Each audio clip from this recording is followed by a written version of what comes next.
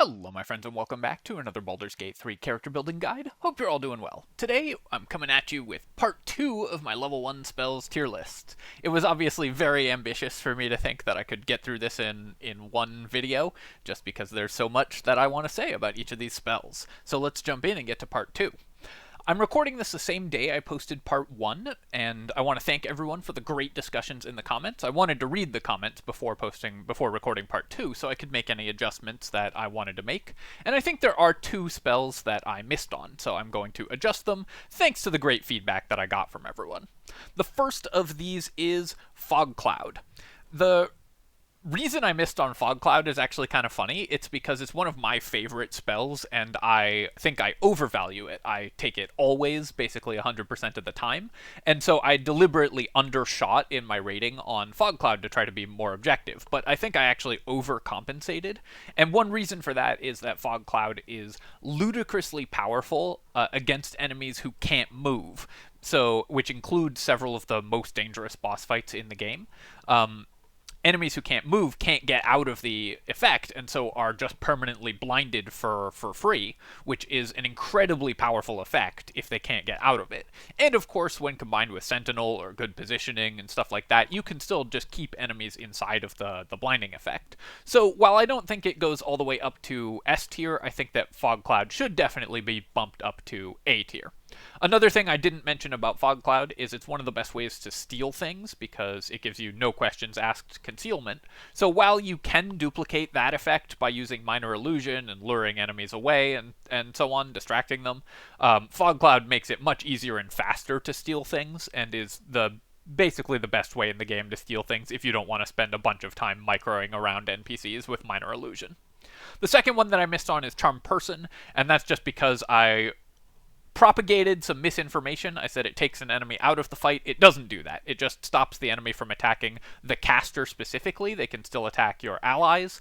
And I also wanted to rate it marginal because I wanted to hedge against its use in dialogue. But on review, there are just no charisma-based characters that get Charm Person that don't get Friends, and Friends completely replaces the use of Charm Person in dialogue. So other than maybe for a druid or eldritch knight who also wants to be a party face, which I think is a pretty rare use case, Charm Person is just generally quite weak, so I'm going to bump it down a tier. Other than that, the only spell I wanted to mention is Disguise Self, which a lot of people pointed out gets way better as you learn the game. And on your second, third, fifth playthrough, Disguise Self is going to be bumped up a bit because you'll know exactly when you can use it. I am not going to move its rating because for people who are new to the game or trying not to metagame, it's not going to have the full power that is unlockable as you have memorized every encounter. And frankly, I don't think we should be rating spells based on the use case of people who've already played the game 10 times over, because you're going to have specific styles and things that you've developed over that time. So Disguise Self is worth mentioning that it gets better the more times you've played the game and as you learn specific encounters. Other than that, no major changes that I want to make, but I will say that one thing I've learned from this cantrips tier list commentary and the commentary so far on the level 1s tier list is that I think many people are overvaluing small amounts of damage, and you should consider when you are evaluating spells that small amounts of damage will rarely make the difference between winning and losing a combat. The only hit point that matters on an enemy is the last one, so you want a damaging spell to either get a long way towards getting that last hit point off of them, or very consistently get rid of enemies who are already at low health to make sure that you actually stop enemies from acting. The goal in killing an enemy isn't the strategic goal in killing an enemy is to stop them from contributing to the combat. And so damage that doesn't actually drop an enemy to 0 does not stop them from contributing to the combat in any way. It's worth considering the strategic implications of your spells, whether or not it's worth spending your turn on just small amounts of damage. So just something to think about as you're evaluating spells.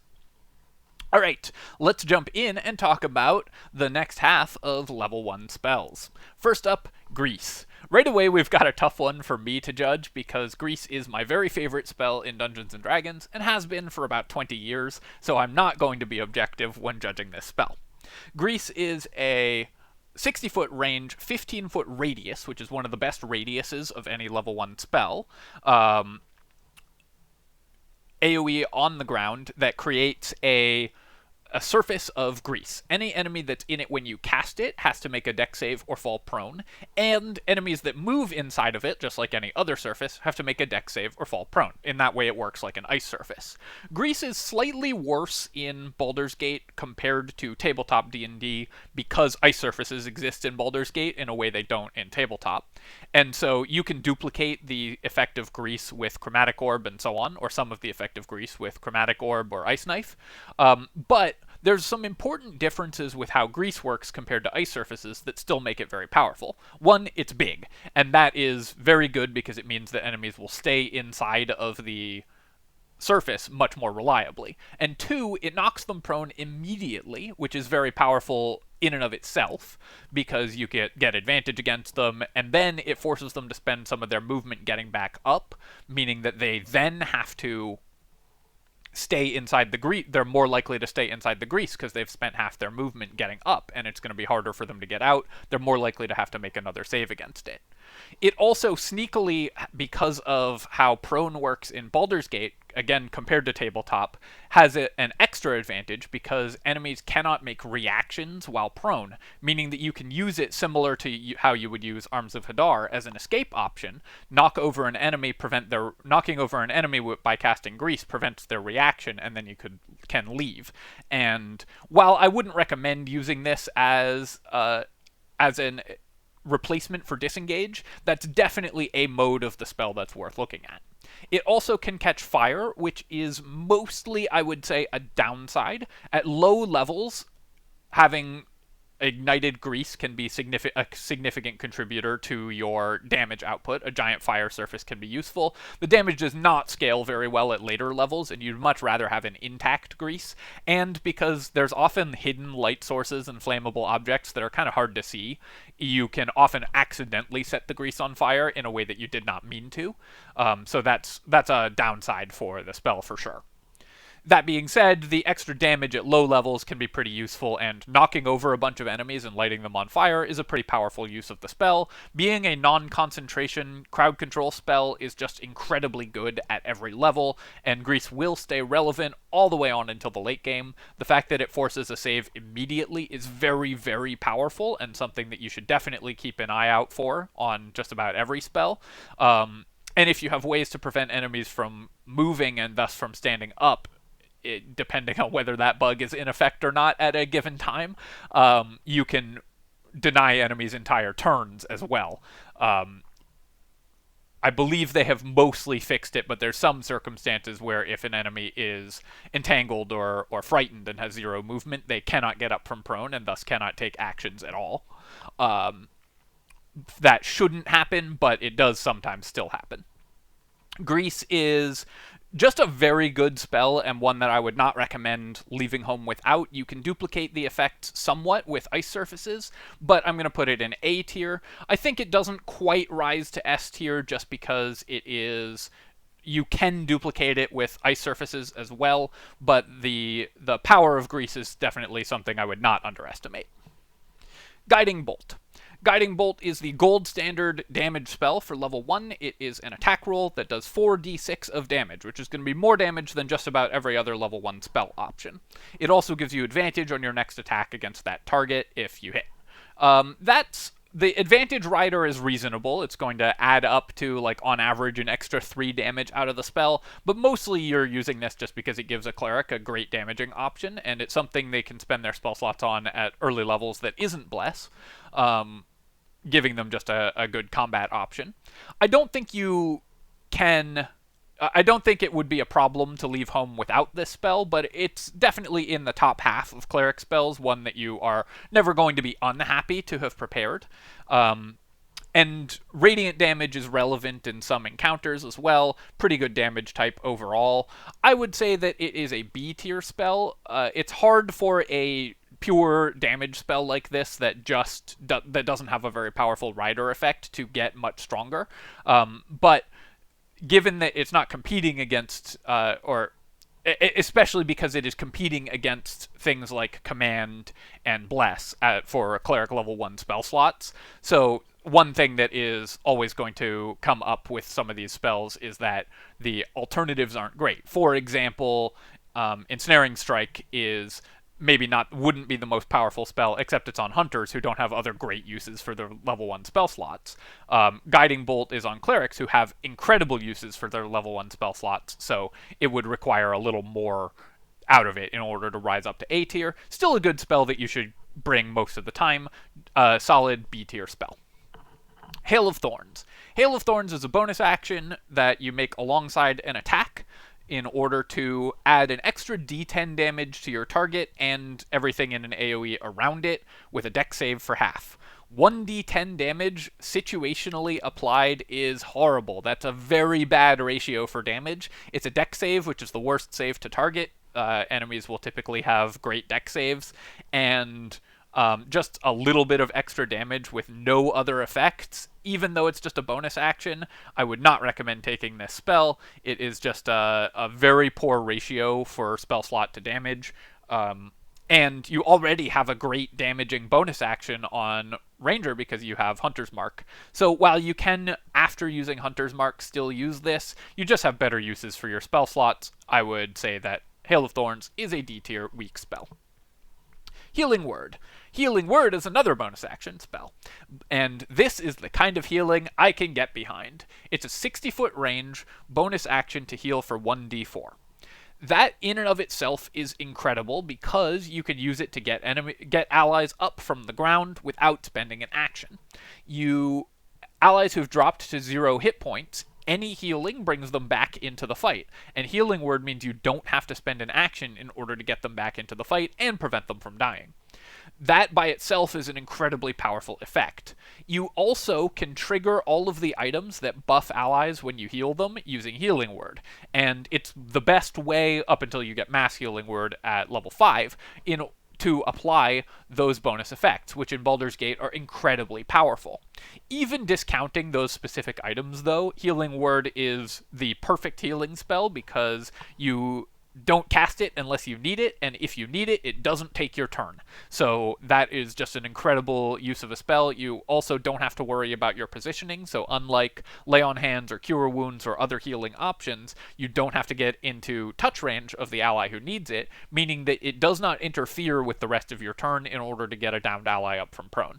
You can also, if you have a good idea of the incoming average damage, like let's say you know you're about to take a 10 damage hit and your guy is at 9 health, you can Healing Word them and potentially survive. Definitely a good use for this spell because, again, it doesn't take your turn to do that. And maybe you get an extra action out of an ally as a result. That's if you are very confident that you know how much damage is incoming. I would not usually heal in advance with this spell, except for the rider effect of healing. But even discounting those uses and just using it to get allies up from prone, this is already an S tier spell, and then it has a bunch of extra uses on top of all that. Hellish Rebuke. Hellish Rebuke is a reaction, so again does not take your turn, and does 2d10 fire damage to an enemy that hit you, or did damage to you. You have to actually take damage, so while AoE does count, you do have to actually have taken damage from them. And a missed attack will not allow you to use Hellish Rebuke. And this is a Warlock spell, meaning that it is going to get free scaling, and the scaling is actually pretty good. You get an extra d10 damage per level of the spell. That being said, this is another spell that suffers from sort of just damage syndrome. It's situational damage, and while it's good damage, it's going to be like one more average damage than Dissonant Whispers for the spell slot as a level 1 spell. And Dissonant Whispers has a 2-turn CC effect attached to it. Hellish Rebuke doesn't get that. The fact that it doesn't take your turn makes it pretty interesting, but I think that in general, Warlock spell slots and Warlock spell known slots are so valuable that I would not recommend taking this over one of the spells you actually are going to use regularly. And you only get 2 spells per combat as a Warlock, so you have to compare this to, is it worth casting over Hex? Is it worth casting over Armor of Agathys? Is it worth casting over Dissonant Whispers? The answer is almost always going to be no. So I would say that Hellish Rebuke, because it's competing against really good spells, is a weak spell. The best use for Hellish Rebuke, honestly, is getting it off of Asmodeus Tiefling, where you don't spend a spell known slot on it. And maybe there's a cool retaliation damage build that you could use with Armor of Agathys to do just only a bunch of retaliation damage. Alongside Hellish Rebuke. Even then, I don't know if it would be worth actually spending spell slots on for the retaliation damage. I think we're going to put this spell in D tier because it does just damage and not very well, and it is going to take a spell slot that you would really want to be spending on something else. Also, it's on a character who doesn't want to be taking damage in the first place, usually. Also doesn't help that it's fire damage, which is the worst damage type in the game. Heroism. Heroism is a cool spell that's actually kind of hard to rate because there are some encounters where it's going to be very good and some encounters where it's going to be completely useless. It's a concentration spell, so right away it's competing with a bunch of great options. It's available to bards and paladins. And one thing that is a problem for a concentration, and it gives you 5 hit points every turn, 5 temporary hit points every turn, and makes you immune to frightened. 5 temporary hit points every turn, if the combat were to go for 10 turns of you taking consistent damage, would be 50 healing, which is a lot of healing for a level 1 spell. Obviously, you're never going to get that, but the cap on this spell, the ceiling on this spell, is incredibly high. So that is something that is worth keeping in mind when we're judging it. Immunity to Frightened, and the fact that you can, with a level 4 spell slot, cast this on your whole party to make your whole party immune to Frightened, is also pretty relevant. In some encounters that you can get around that. Generally, in the encounters where you want immunity to Frightened, I'd rather not spend concentration on it, but the fact that it is an option does make this spell a little more useful. There's some negative synergy as well, though, with self-casting it, because it's a concentration spell that gives you hit points, and in order to make use of those temporary hit points, you have to actually take damage every round, and if you're taking damage every round, you're making concentration checks every round, so you're more likely to lose concentration on Heroism. There are probably some cool builds that could use Heroism to have a constantly restoring temporary hit point pool and then spend that by taking damage on something. But for its general use case, I'm going to say this is a C tier marginal spell. Having immunity to Frightened is good, and there are certain encounters where it's going to be nice to have, but you'd rather have that on a spell that doesn't take your concentration if possible, like Hero's Feast. Obviously, that's a very, very late game spell, but you get the idea. And the temporary hit point rider is just not going to come up that often. I think you could easily bump this up to B tier and not be wrong, but I think in general I would discourage people from taking Heroism and casting it regularly, so we're going to put it in C tier. Hex. Hex is an interesting one as well. So Hex has 2 effects, and one of them matters and one of them doesn't. You choose an enemy, it's a concentration spell, but it lasts all day, and the enemy that you're targeting, if the enemy that you're targeting dies, you can recast it as a bonus action on any other enemy, and that will just be available all day. So usually you're only going to have to cast this once, maybe twice a day if you lose concentration on it, and you get to gain the benefit of it on every attack that you make for that day.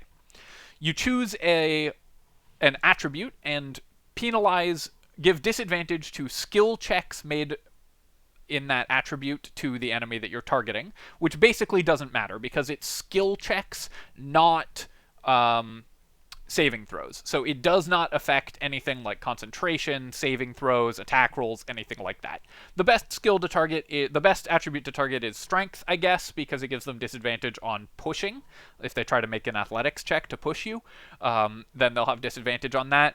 But overall, it is not that's not what the spell is for. What the spell is for is that every time you hit an enemy every time the caster hits an enemy with Hex on them, their attack does an extra 1d6 of necrotic damage. And that's any attack. So any source you have of extra attacks, which as a Warlock, you have an inherent source of extra attacks with Eldritch Blast, and you can gain an extra bonus to Hex by using an offhand crossbow, are very, very powerful.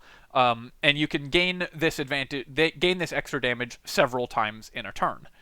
It's pretty easy to hit the enemy twice or even 3 times in a turn, get 2d6 or 3d6 of necrotic damage out of Hex every single turn, making it one of the most efficient spell slots to damage spells in the game, though obviously spread out over a bunch of turns. This also will fall off at higher levels when you have better uses for your concentration later on.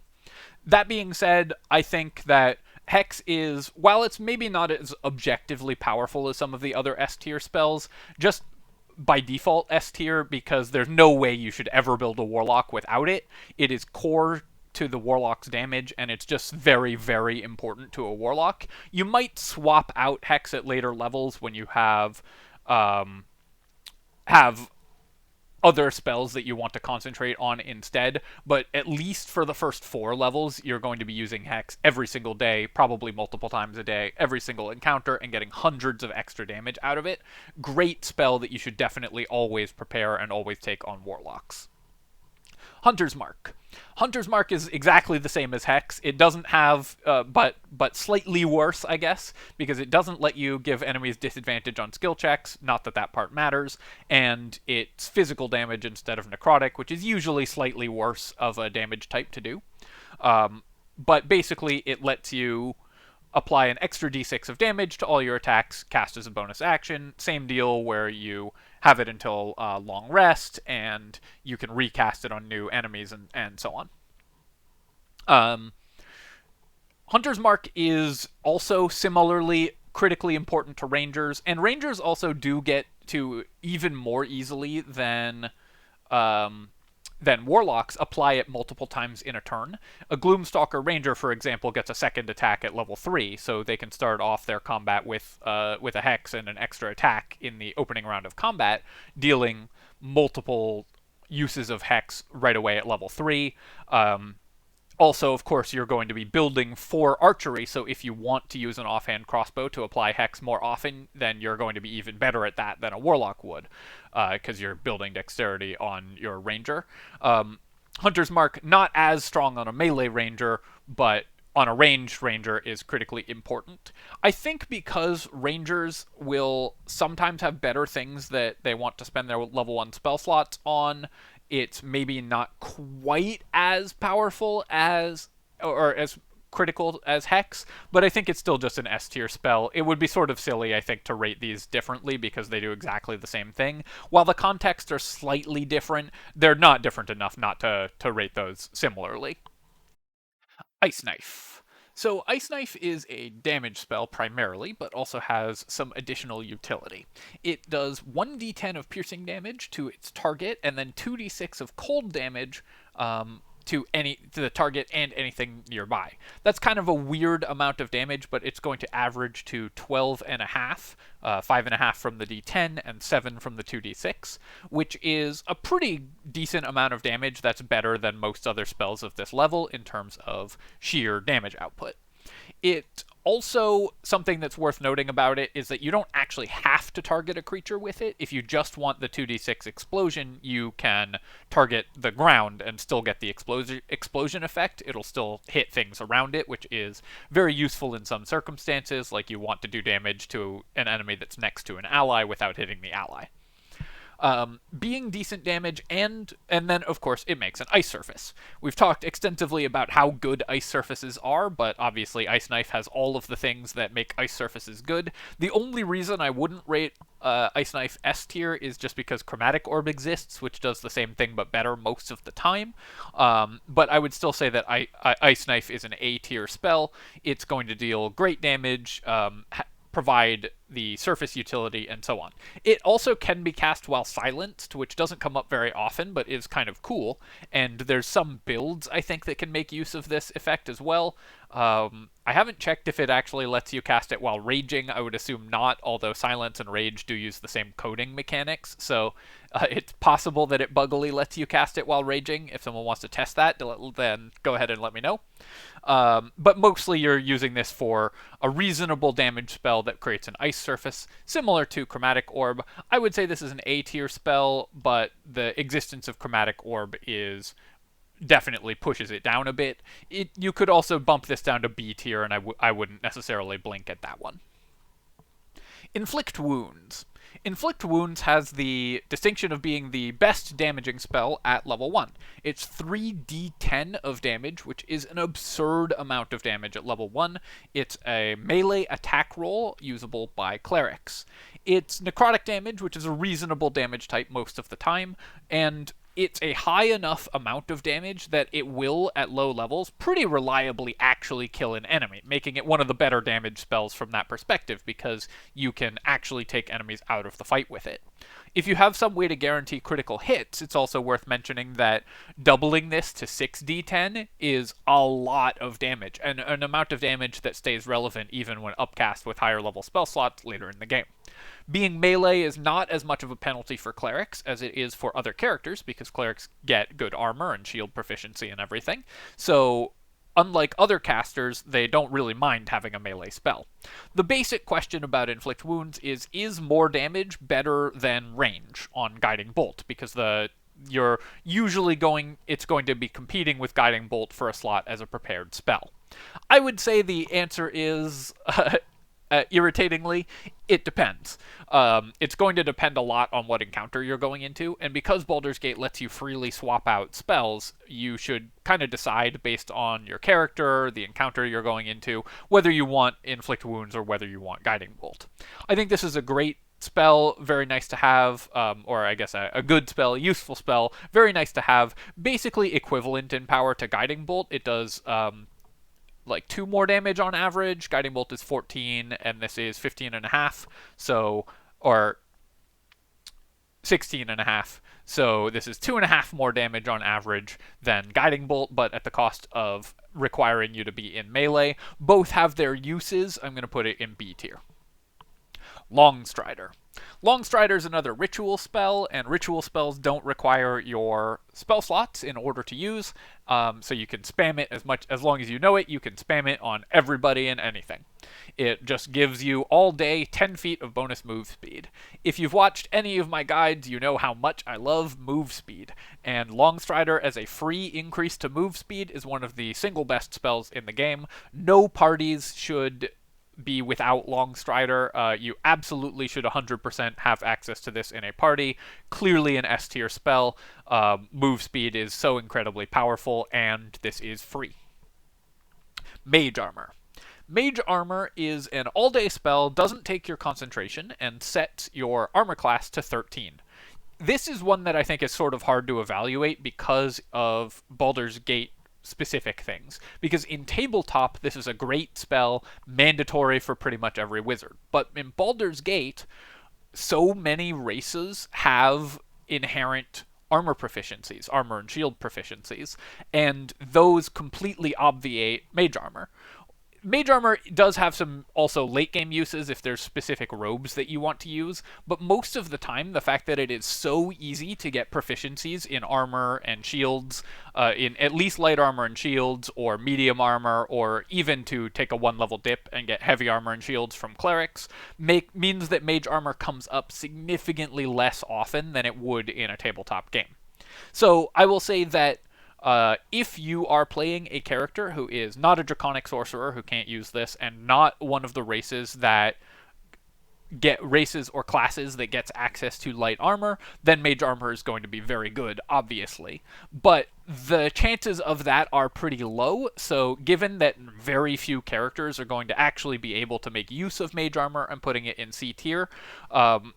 This is kind of a weird one because, of course, the characters that want it really want it, but those characters are so few and far between that I think it's a marginal use case. Magic Missile. Magic Missile is one of my favorite damage spells because, like I talked about at the beginning of the video, one thing you're looking for in a damage spell is reliability. If there's a low health enemy on the field, Magic Missile kills them, no questions asked. And the reason for this is that Magic Missile fires 3 missiles, split however you want, that deal 1d4 plus 1 force damage, guaranteed. No save, no attack roll. The only thing that can prevent it is the shield spell, so it is possible that enemies have that and can block Magic Missile. But other than that, there is no way to stop Magic Missile from dealing damage. There's also a bunch of encounters where you just need to deal any damage to a couple enemies in order to take them off the field. There's one encounter in particular in Act 1 where Magic Missile is basically required, and will completely solve the encounter on its own. But even outside of that, the fact that it is so reliable and will clear enemies so consistently if they're at low health makes this an incredible spell and a mandatory pick on every character that can take it. Compare this to, for example, Burning Hands. Burning Hands is good. The thing that's good about Burning Hands is it can finish off low health enemies because it has a dex save for half, means you're always going to deal at least some damage with it. But Magic Missile is even more reliable than Burning Hands, and you can split it across enemies who are split all over the battlefield. You can, because the damage lets you choose how much, because it lets you choose sort of how much damage you're dealing to each enemy, you can guarantee that you're using the right number of missiles for that enemy. Let's imagine there's an enemy at 4 health, and you want to reliably kill them. Well, it's going to be pretty embarrassing if you use Burning Hands or an Ice Knife Explosion or something, roll 3 damage, they make the save, take half damage, and don't die. You live at 1 health. Magic Missile, you put 2 missiles on that person, and they are gone. No questions asked. And the fact that it is super reliable makes Magic Missile just incredible. The enemy of Dungeons and Dragons players and the enemy of strategy is randomness. So you are trying to avoid randomness as much as possible when you are playing the game. Anything that does not involve rolling a die is going to be something that you should always look at because you want to make everything as predictable as possible to execute your strategies as perfectly as possible. S tier spell, I think that everyone saw that coming. Protection from Good and Evil. Protection from Good and Evil is a long rest spell that requires your lasts until long rest and requires your concentration, but when you have it up, you cannot be charmed or frightened by aberrations, celestials, elementals, fae, fiends, and undead, and those enemies all have a disadvantage on attacking you. Firstly, this is very good because fear and charm effects are very common from aberrations and undead especially, but also fiends. And while celestials and fae are not common enemies in Baldur's Gate, if they were, then obviously being unable to be charmed by fae would be pretty nice as well. But even just with the enemies that we have, undead fear a lot, aberrations, charm and fear and so on frequently, protection from evil and good makes you completely immune to those effects. I talked about how good fear immunity is with Heroism. That said, it's a concentration spell, so it's competing with other really good spells. And while it's going to come up sometimes, I think you are better off getting this from other effects than actually casting it most of the time, because there's some items and things that can give this to you. So it's very, very powerful, much like Heroism. Very, very powerful in certain encounters. Useless as a day-to-day spell. So we're going to put it in C tier. Though again, this is kind of C tier is kind of the catch-all for spells that are ones you want for specific encounters and can swap in if you need them. Ray of Sickness. Ray of Sickness is an attack roll damage spell that does 2d8 of damage, which is a crappy amount of damage for a level 1 spell.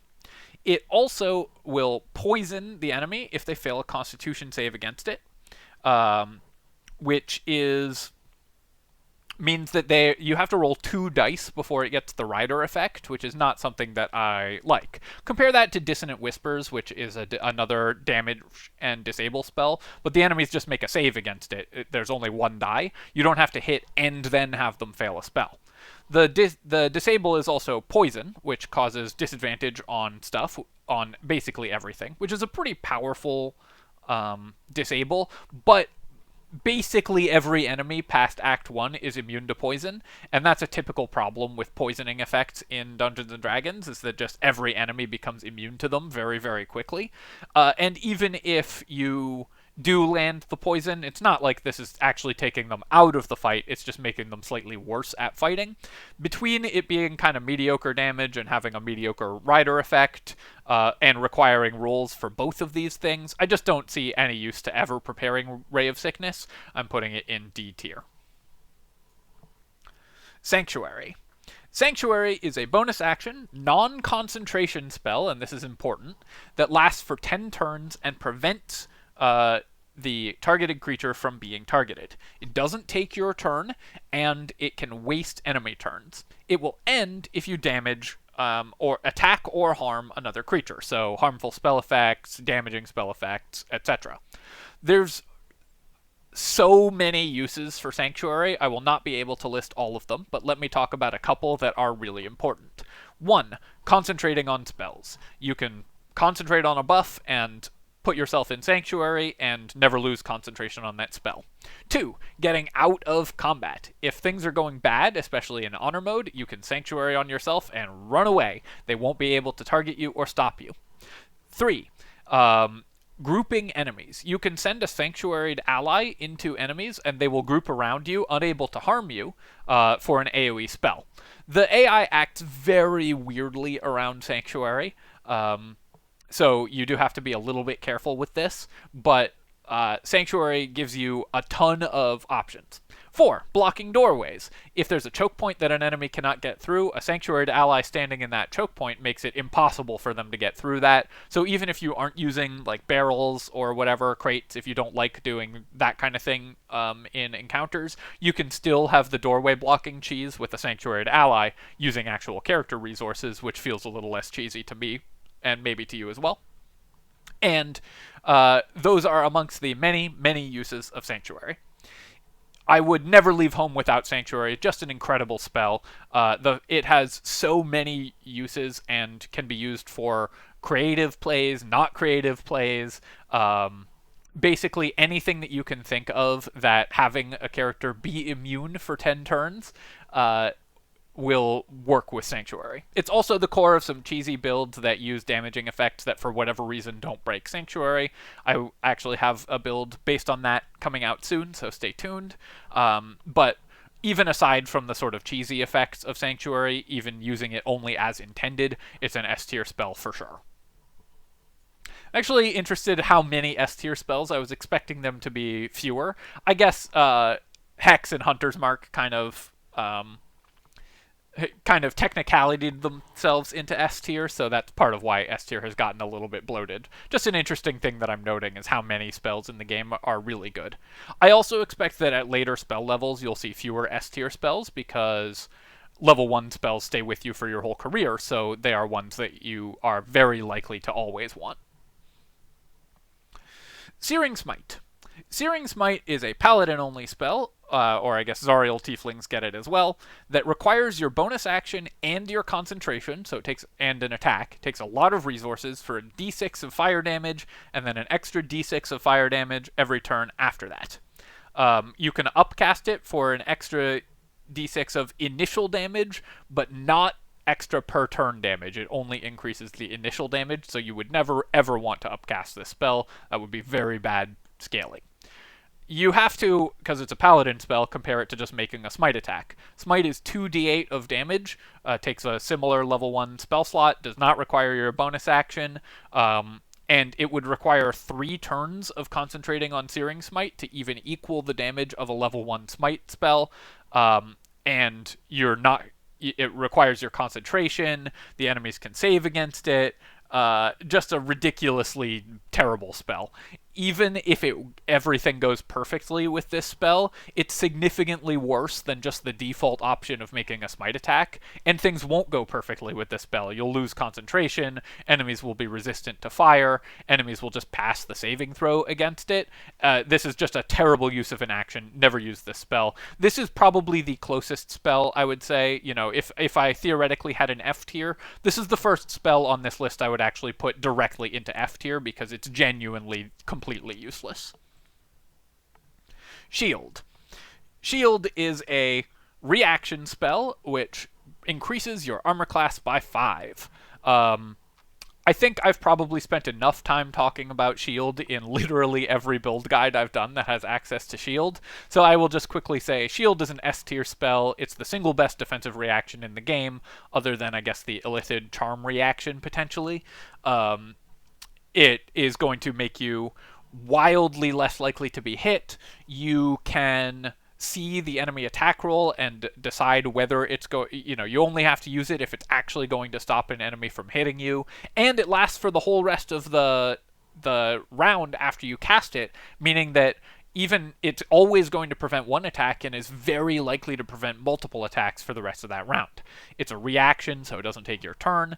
The only reason not to have to cast Shield is if you cast Counterspell on that turn, or if you're really saving your level 1 spell slots, but there's basically no better use for a level 1 spell slot than completely preventing an attack, so Shield is one of the best possible spells.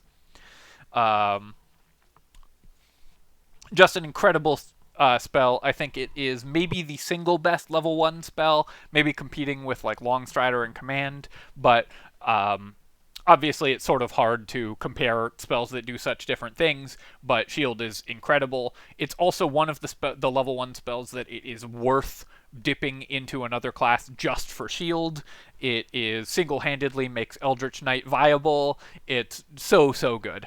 I know I said I wouldn't talk about it for that long, but you just cannot say enough good things about that spell. Shield of Faith. Shield of Faith is a concentration spell that increases your armor class by 2 all day. This takes your bonus action, so it is different from the Shield spell, but doesn't require still doesn't require an action in combat because it lasts all day and takes a bonus action even if you do want to use it in combat. But what it does require is your concentration. Shield of Faith is available to clerics and paladins, both of whom have great uses for their concentration, or better uses for their spell slots in terms of smite. I would not recommend ever casting Shield of Faith as a spell. The use for Shield of Faith is if you get it from an item.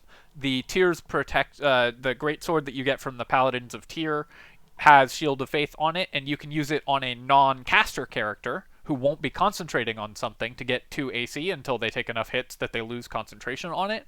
And in that case, it's quite powerful. Similarly, if there are scrolls of it, again, I'm not 100% sure if there are scrolls of Shield of Faith in the game or not, but if there are, then that's one that you could consider casting on a non-caster, and that would be a very powerful use of your concentration, which on like a Battlemaster fighter is not a heavily contested resource, right? And 2 AC is not terrible. The reason that Shield of Faith is bad is just that it's competing with other concentration effects on the characters that have it, but overall a D tier spell. If you get it for free, it can be worth casting, but never prepare it. Sleep. Sleep is a very curious spell. It's hard to rate because at level 1, it's the single best spell in the game. At level 2, it's garbage. So usually you would want to take Sleep prepared for level 1 and maybe level 2, but by level 3 it's completely lost its value. Because how Sleep works is it targets enemies up to 24 hit points worth of enemies and just puts them to sleep for 2 turns, no save, no questions asked. Sleep is a ridiculously powerful effect because it stops them from acting. What you want from your spells is to stop enemies from acting. And the fact that it has no save is incredible.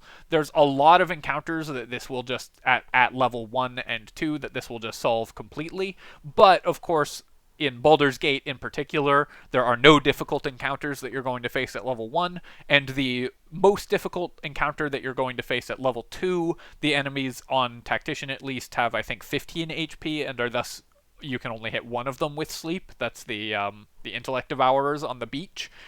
Even still, putting one of the Intellect Devourers to sleep is a great use of a level 1 spell slot.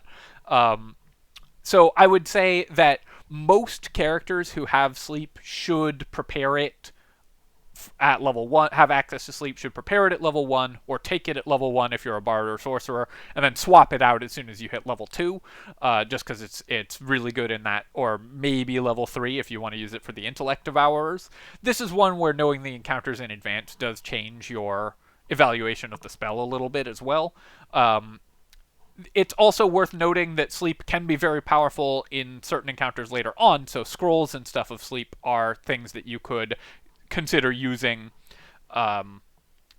later on in certain circumstances. Maybe you've gotten a tough enemy down to 20 hit points, but don't have a good action with your character that can deal 20 hit points worth of damage. Well, you could put them to sleep with no saving throw, and that can definitely solve some late game encounters. Not worth preparing for that use case, but very good when it comes up. Again, another spell that because it's situational, you're mostly going to want to cast it from consumables. That being said, I'm going to put this in marginal tier. Really, really good at level 1, decent at level 2, terrible every level thereafter, so that's a classic C tier spell. Speak with Animals. Speak with Animals is a ritual, which means there's almost no opportunity cost for taking it. It is duplicated very easily by potions, which you'll get a lot of potions of Speak with Animals throughout the game, but it lets you talk with animals. How important that is to you really depends on your character. It's sort of hard for me to judge this objectively. There are some encounters that get easier if you have Speak with Animals, so in terms of resource consumption, it's just like the Persuasion skill or the Friends cantrip. You can save some combat resources by speaking with animals. It also the existence of Speak with Animals prevents you from having to ever learn animal handling as a skill, because animal handling completely is... I think there's like 0 encounters, maybe there's like 2 encounters where you can make an animal handling check that you cannot simply bypass by casting Speak with Animals. The fact that it's a ritual means it doesn't take a resource, so that's great in and of itself. Just a great spell. I think that I will put it in... I mean, this is hard to rate again because its primary use is whether you care about the role-playing of speaking with animals, but even just because it can give you a bunch of free resources in some encounters, I think I will rate this B tier in terms of its actual impact on your play, but with the caveat that you should just take it because it's free and it will make your game more fun to play. But if you're in general, with these tier lists, I don't like to rate things based on fun level because, of course, it's not my job to tell you how to have fun. It's my job to tell you whether this will help you win the game. And I think that Speak with Animals is sort of a B tier spell in terms of winning the game. And for the encounters where you do actually want it, there are potions. Tasha's Hideous Laughter. Tasha's Hideous Laughter is a disable spell that drops an enemy prone. It is a concentration save DC spell, and they get the ability to shake it off every time they take damage. So if they fail the first spell, you take them out of the fight for at least a turn, as long as you don't hit them, similar to Command. But unlike Command, it requires your concentration spells. Also, unlike Command, you can't upcast Tasha's in order to hit more enemies. This is a good spell. Taking an enemy out of the fight for a turn is pretty good, but at low levels, this is going to be kind of superseded by Sleep, which does the same thing with no save. And at higher levels, you are definitely going to have better things to concentrate on. It is available to bards, wizards, and warlocks and sorcerers. So for bards, you are typically, I think, for a disable spell, you're going to be better off with Dissonant Whispers, which is most of the time going to do the same thing, but better. It's such a powerful effect that I'm hesitant to rate it too low, but I think given that you can duplicate its effects with Grease, with Dissonant Whispers, with Command, and so on. And all of those are way better at doing the thing that Tasha's does because they don't take your concentration or don't let the enemies pass a save to get around it. I'm going to put it in C tier. I think you could bump this up just because a save or be out of the fight for a turn is still a pretty good effect, but the fact that it takes your concentration does definitely harm this spell. This is one of those ratings where the difference between B tier and C tier are fairly thin, so I would put it in either of those depending. Thunderous Smite. Thunderous Smite is similar to Searing Smite in that it takes your bonus action and is a paladin spell, so you always have to compare it to a smite. Unlike Searing Smite, though, it does 2d6 of thunder damage, and thunder damage is a good damage type. Very few things resist thunder damage. And it does the 2d6 damage right away. So you're basically giving up 2 average damage compared to just a normal smite attack for and using your bonus action for a different damage type and the chance of knocking the enemy prone. It's a strength save, which means that if you use this against a caster, they are very likely to fail it, and a strength save is a good one to target because some enemies will have low strength saves. The things that you most want to knock prone are usually melee enemies, so the strength save against them is not that important. But there are a lot of turns where Thunderous Smite for 2 fewer damage, but the chance of knocking the enemy prone is better than just a normal smite attack. I think this is a great spell. You certainly can just smite normally, but there's enough use cases where Thunderous Smite is just going to be a better action in your turn than a normal smite that I think it solidly belongs in A tier. You should basically every turn of combat as a paladin be asking yourself, is it better to knock an enemy prone or is it better to do 2 extra damage? And the answer is often going to be it's better to knock them prone, so you should consider using Thunderous Smite pretty frequently, especially at low levels before you get access to higher level smite attacks. Thunderwave. Thunderwave is a cone, or actually a box, that does 2d8 of thunder damage, so it's less damage than Burning Hands, but not by a lot. It's going to do 9 average damage compared to Burning Hands is 10.5 average damage, so and it's thunder damage, which is a much better damage type than Burning Hands. It also pushes enemies away if they fail a con save. Now, again, the con saves against melee enemies are always going to be a little bit suspect because the enemies you really want to push away are going to typically have good con saves, so you will not that often succeed, or you're less likely to succeed very often on your Thunderwave attacks than you are on similar other spells. So you can't really rely on the push from Thunderwave. That being said, it's still pretty good damage in a decent AoE. Somewhat hard not to hit, because it's a box rather than a cone, it's somewhat hard not to hit allies with this also. Just worth mentioning with that. Special mention also for this spell for breaking the scrying orbs, because it's thunder damage, so they're vulnerable to thunder damage, and so it's one of the best ways to break scrying orbs without getting caught. Overall, I would say that this spell is reasonable. The ability to push enemies away or off of cliffs or whatever is always nice. Repositioning enemies is fine, and it does decent damage for a level 1 spell. Not incredible, but not terrible either. It's going to be slightly lower damage than a bunch of other spells, but it's a good emergency option in some circumstances. I think in general, you are typically going to have this be competing against spells that are just really good, so you aren't going to want it for a lot of them. It's useful for bards to push enemies away primarily, but bards have access to Dissonant Whispers as a better level 1 damage spell, damage and CC spell. Just a good panic button, and something that I think is often worth taking and preparing, but not something that you're going to use every combat. Again, this is one of those ones that's sort of on the edge of between 2 tiers, and maybe I should have had an extra tier as a result, because I've said this a couple times now. But I think that Thunderwave is a B tier spell, slightly better than the marginal spells, but definitely on the lower end of B tier. I should also mention, I guess, that I'm not placing these spells within the tier based on their strength within the tier, because comparing Thunderwave to Speak with Animals is just a sort of meaningless exercise. The question is, how often should you take this spell, not is it better than a spell that does something completely different than it. Witch Bolt. Witch Bolt is an attack targeting spell that does a d12 of lightning damage, and then you can concentrate on it to deal an additional d12 every turn. Witch Bolt is notable for being a core component of one of the most broken builds in the game, the one-shot Lightning Lord build, which you can check in my video of the same name, and being completely useless outside of that build. So it is one of the worst options for damage spells. It requires your concentration. It is very hard to...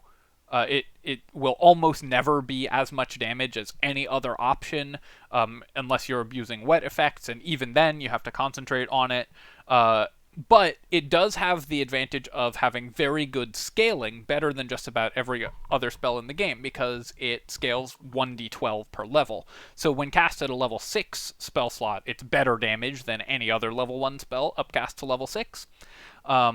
And it's an attack roll, so it can critically hit, and it's lightning damage, so you can double it with wet.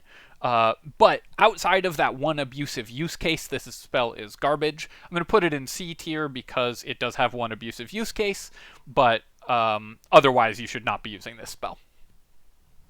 Wrathful Smite is the last level 1 spell. We've almost brought it home. And Wrathful Smite is another Smite replacement for a Paladin. It is a d6 of psychic damage, which means that it is, and again requires your bonus action, and it requires your concentration. It's better than Searing Smite because it will frighten the enemy rather than dealing a d6 of fire damage, which is, frightened is way better than a d6 of fire damage every turn thereafter. But it only lasts for 2 turns. It's a wisdom saving throw, which is kind of nice for something that target on a melee targeting spell, because typically you're going to have your paladin, matching up in melee against other melee characters who will often have lower wisdom saving throws.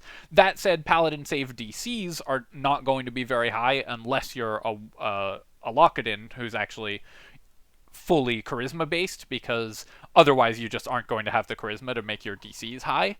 I think that in general it is very rare that you would want to cast Wrathful Smite over another option, because concentration spells are very valuable.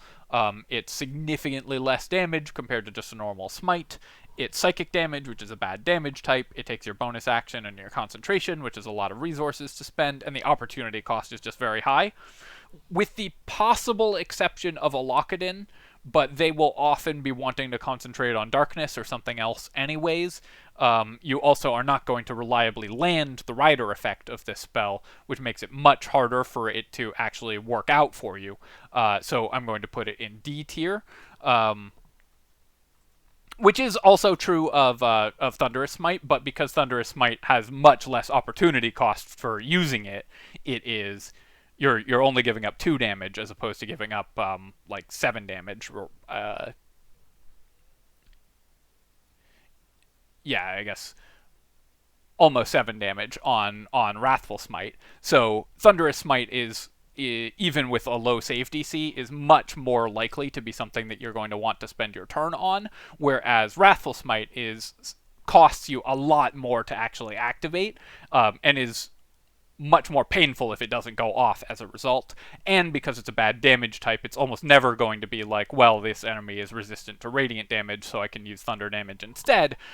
Basically everything is resistant to psychic damage or even immune to psychic damage, especially things that are resistant to radiant damage. So you are not going to want to use Wrathful Smite basically ever. D tier spell. So let's take a look at this completed tier list. I'll give you a chance to take screenshots or whatever, because it all nicely fits on one screen, and just talk about putting everything together. I think the lessons to take from the level 1 spells tier list is, 1, there's actually a lot of S tier level 1 spells, more than I was expecting when I started this tier list, and I think you'll see that ratio decrease as we go on into higher level spells. Since level 1 spells are with you for your entire career, you want level 1 spells that have a major impact at all stages in the game. And all of these are ones that are very good early and will stay good on into the late game. 2, damage spells need to do a lot of damage in order to be worth taking, because damage spells are always just competing with cantrips and with weapon attacks. They cost you resources and just do damage. So in order for that to be a relevant effect, it has to actually advance your strategic position. And 3, when you're evaluating spells, like I said, you should look at ones that significantly advance your strategic position, don't just sort of contribute to something that you're already doing. You can do chip damage just with weapon attacks for free without spending a resource. If you're spending a resource like a spell slot, then you should be getting something significant out of it in terms of actually winning that combat. So we're looking for spells. When we are spending spell slots, you're always looking for spells that significantly affect the pace and flow of combat, not just continue to add damage and not prevent enemies from acting. That's why you'll see that so many of the top abilities, other than the ones that just do lots and lots of damage and are sort of out of scale, are ones that will significantly change how combat works, either by removing enemies from combat or giving your allies more effective or more actions. You can think of Bless as giving you more actions, because Bless will cause your actions to be effective more of the time. If you'd normally be hitting on your attacks 50% of the time, then with Bless taking that up to 60%, you effectively gained 10% more turns than you would have without Bless up. So you can think of it that way as well. Generally speaking, you want spells that provide a unique effect as well. Ones that are competing with other spells are going to typically be worse. And overall, I think that that gives you a pretty solid grounding for sort of the heuristics that you're going to be looking for when looking for spells. Alright, my friends, I hope you've enjoyed this list, and as always, feel free to let me know in the comments what you think I should move around, and thank you for watching. You can, of course, leave comments, like the video. Both of those things help a ton with the algorithm. You can also, if you want to, become a channel member or leave a super thanks, which I would appreciate very much, of course. And you can subscribe to my channel for more of this and other strategy game content. Cheers, folks. I'll catch you next time.